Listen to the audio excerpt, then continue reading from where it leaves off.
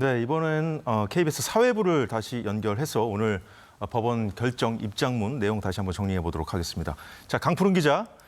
자, 먼저 첫 번째 쟁점인 구속 기간 그리고 기속 시점에 대한 그 재판부의 그 판단부터 좀 정리해 주시죠. 네, 서울중앙지법 형사합의 25부는 오늘 오후 윤 대통령에 대한 구속 취소 청구에 대해 인용 결정을 내렸습니다. 지난달 20일 구속 취소 신문이 열린 지 15일 만인데요. 먼저 재판부는 윤 대통령이 구속 기간이 만료된 상황에서 기소됐다고 봤습니다. 이에 따라 윤 대통령에 대한 구속은 취소돼야 한다고 설명했습니다.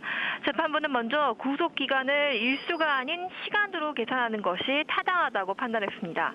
영장 실질심사 등 법원에 있던 시간만큼 구속 기간에는 포함되지 않도록 해석하는 게 타당하다고 본 겁니다.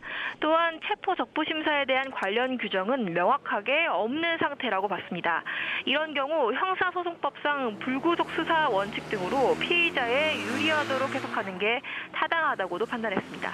윤 대통령 측은 구속 취소 신문에서 구속 기간이 지난 1월 25일 자정에 만료가 됐는데도 다음 날인 1월 26일에 기소가 이루어졌다고 주장했습니다. 그래서 윤 대통령이 불법 구금 상태에 놓여 있다 이렇게 주장을 해왔는데요. 반면 검찰은 구속 기간을 시간이 아닌 날짜로 계산하는 것에는 이론의 여지가 없다 이렇게 맞서왔습니다. 네, 강 기자, 구속 기간 만료에도 다른 이유로 구속 취소가 돼야 된다고 판단한 것도 있죠?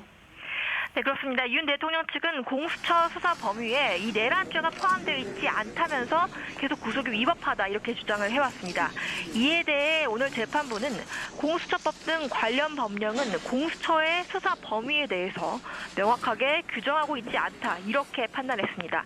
특히 공수처와 검찰 사이에 구속기간을 어떻게 배분할지와 같은 세부적인 사항이 명확하게 담기지 않아서 이와 관련한 대법원의 최종적인 판단이 있기 전까지는 피고인의 구속이 위법한지 섣불리 판단하기 어렵다 이렇게 결정문에 적시했습니다.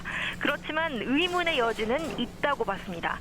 이제 막 형사 절차가 진행되는 이 사건에 있어서 절차의 명확성을 추구하고 또 수사 과정의 적법성에 관한 의문의 여지를 해소하는 게 바람직하기 때문에 윤 대통령의 구속은 취소하는 게 옳다 이렇게 본 겁니다. 의심스러울 때는 피고인의 이익으로라는 형사소송법의 이 대원칙에 충실하고자 한 판단으로 보입니다.